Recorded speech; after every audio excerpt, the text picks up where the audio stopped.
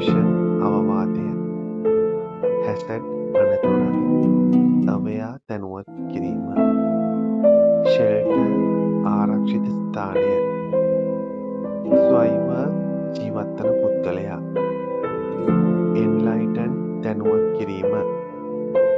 legacy භූමය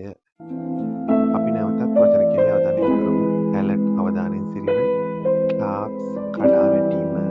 rescue බේරා ගැනීම පෝෂණ අවවාදය හැසට් අනතුර තවයා දැනුවත් ෂෙල්ටර් ආරක්ෂිත ස්ථානය ස්වයංව ජීවත්වන පුද්ගලයා එන්ලයිටන් දැනුවත් කිරීම